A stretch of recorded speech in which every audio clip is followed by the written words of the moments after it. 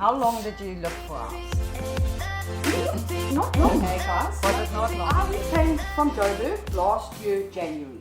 Okay, we had decided that the November before, the 29th of November, we got an agent on WhatsApp there in Davie. Yeah. Natasha Kukumu, she was our I know, very nice yes.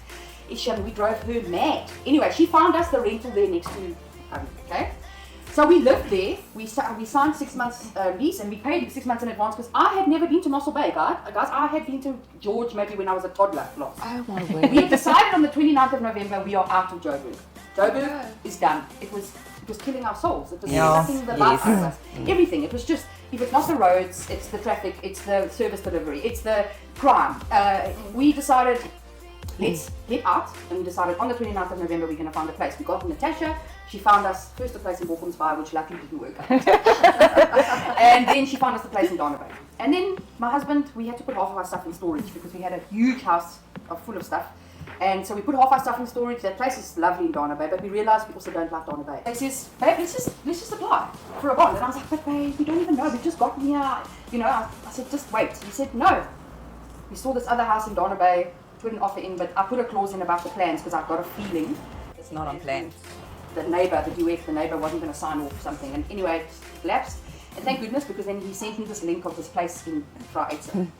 5-bedroom house, big, nice, whatever, but stunning. But also, because we both work from home, an office for each of us. Nice. So we went there, and like I said, we saw the furniture, and it took us a lot. But if you see the view from our house, that's where we ended up. Each time we ended up outside the house, and that view just sold us. Yeah, that's nice. So then, but we didn't look long. We looked, because we put the offer in on the 13th of February.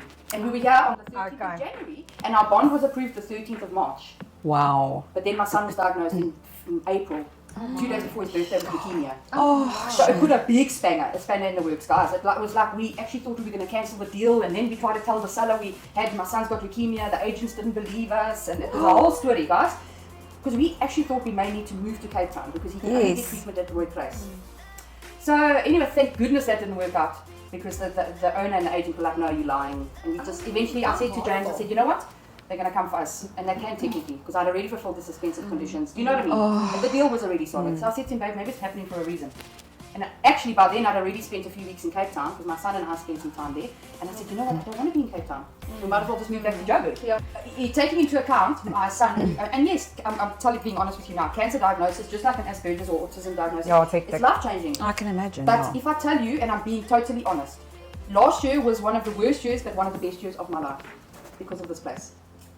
It brought us, and yes, it was stressful. But if I look back now, I'm like, but luckily, I am quite a strong person. I have a strong personality, whatever. But we were put through fire, hey, and constantly tested whether this was going to work or not, this Mossel Bay thing. Yes. But my husband also stepped in. He had to take over my daughter, and I'm usually the one who he had to look after. Yeah, I was driving back and forth, 500 k's each time. But this is where we actually were meant to be, and that's why that whole thing with the seller and the agent didn't work. It was meant to be, and so we now in our house. We moved in last year, June, and the day we moved in, Scott was admitted into hospital. He had Davie was vomiting blood and everything. Shame. Still, it was like this excitement of buying our first home in our dream city. Yes, my son has, but everybody's chaos becomes normal. Your chaos becomes normal to you, and to other people it looks like, how do you do it? You just do. Woman, especially with your kids, you just manage and you handle. Yes. But I'm so grateful. But I also lost my job I didn't lose my job. I approached my employer at the time,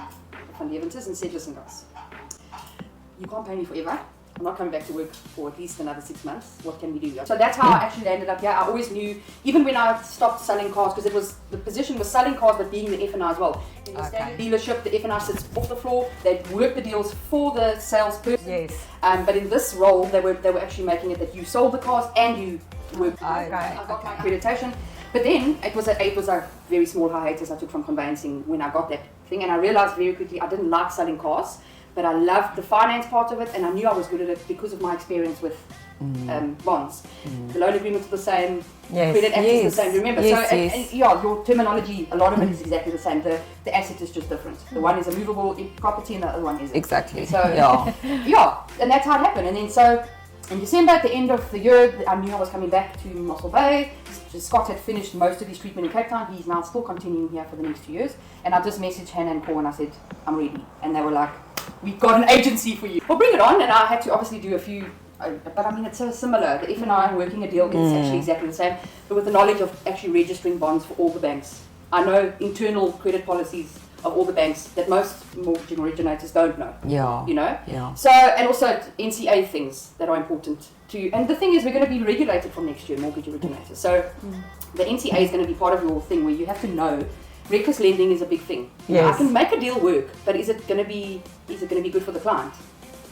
You know? Yes. Be careful of things like that. So, also, if a client's telling me, let's make it work and lower this and work into this budget, things are going to go up. They always go up and down. Yeah. Are you going to end up in 2 years' time losing your property or being in such a dire financial situation where, you can come back and say, but Peachy Phoenix bonds put me in this position. You have to be very careful. Yes. And so, yes, it's very nice to make deals work. Some of them are harder because of the documents and it's self-employed or all sorts of other things, but we have to be careful, especially people coming out of some of the hardest years in modern history. There's a lot to consider with finance now. It's not just, let's make the deal work.